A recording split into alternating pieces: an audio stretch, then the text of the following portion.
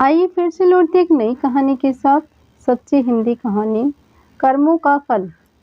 70 साल की बुढ़िया औरत जिसका पति अभी उसे छोड़कर किसी और दुनिया में चला गया है, जिसका अपने पति के अलावा इस दुनिया में कहने के लिए कोई और नहीं था, बाल बच्चे भी नहीं। पिछले कई दिनों से घर खाली करने के लिए नोटिस पर नोटिस आ जा रही थी।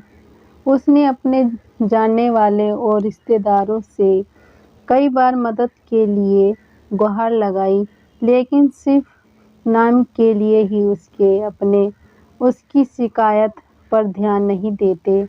उसकी सहायता के लिए कोई भी आगे नहीं आया। कई लोग तो उसे देखकर ही अपना रास्ता मोड़ लिया करते। बेचारी करे भी तो क्या करे।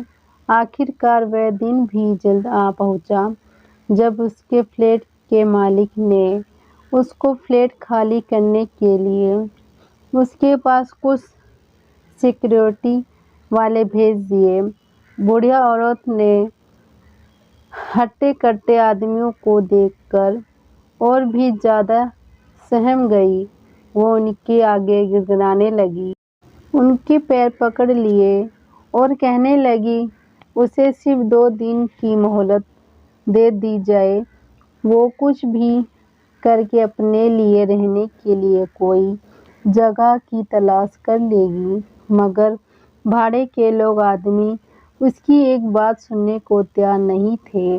जब सिक्योरिटी वाले उस बूढ़ी औरत को धक्का मार के निकालने ही वाले होते हैं, तभी पीछे से एक आवाज़ आती है, खबरदार, जो इस अम्मा को किसी ने हाथ भी लगाया तो इन्हीं के घर से कोई नहीं निकाल सकता। सिक्योरिटी वाले हैरानी से उस आदमी को देखते हैं और पूछते हैं कि तुम्हारा मतलब क्या है। तब वह आदमी उस फ्लैट के पेपर दिखाता है जिन पर उसी बूढ़ी औरत का नाम होता है। वहाँ उन्हें तुरंत वहाँ से निकालने जाने के लिए कहता है।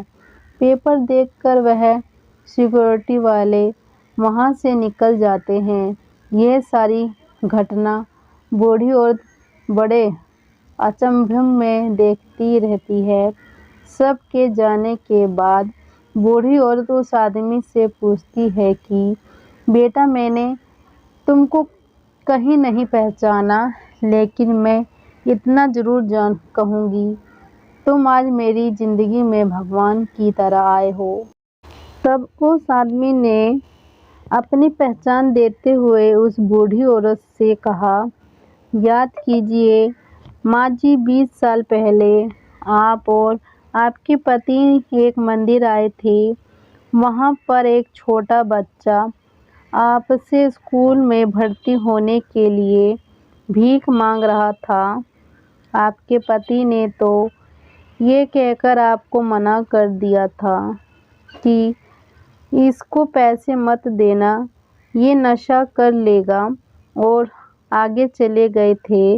लेकिन आप वहीं पर रुक गई थी और आपने अपने पास रखे सारे पैसे उस बच्चे को दे दिए थे। आपने आशीर्वाद और एक ताबीज़ देते हुए उसे कहा था कि भीख मांगने से अच्छा है छोटा मोटा काम करो और अपनी पढ़ाई पूरी करो, तुम्हें भगवान ज़रूर कामयाब देगा। माँ जी, मैं वही भिखारी बच्चा हूँ जो आपके बताए रास्ते पर चलकर आज इतना बड़ा हो गया है, एक एक्स एजेंट बन गया है और इस काम में बहुत शोहरत और दौलत कमाई है। इसी काम में मुझे इस बात की भी खबर रहती है कि किसी दिन कौन सी प्रॉपर्टी खाली करवाने जाने वाली है। जब मैंने आपका नाम इस लिस्ट में देखा तो मुझसे रहा नहीं गया। जो मदद आपने मेरे बरसों पहले की थी, वह मैं आपको लौटाने आया हूँ। इसलिए मैंने तुरंत आपका घर खरीद कर आपके नाम कर दिया है। आपने जो ताबीज़ मुझे उस समय दिया था, जिसने मेरी आज तक रक्षा की है, मैं वह आपको लौटाना चाहता हूँ।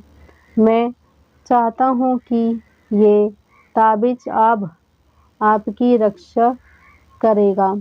मेरी एक और विनती है, बुढ़ापे के समय में अगर मैं आपकी लाठी बन पाऊँ तो मैं अपने आप को खुशनसीब समझूँगा। यानी कि अगर आप मेरे साथ रहेंगी तो मुझे और अच्छा लगेगा। बूढ़ी और औरत ये सब बातें सुनकर बहुत खुश हो जाती है और उसी आँखों से खुशी के आंसू बहने लगते हैं। वीडियो अच्छी लगी हो तो लाइक करना, शेयर करना, सब्सक्राइब करना, कमेंट करके ज़रूर बताना। धन्यवाद।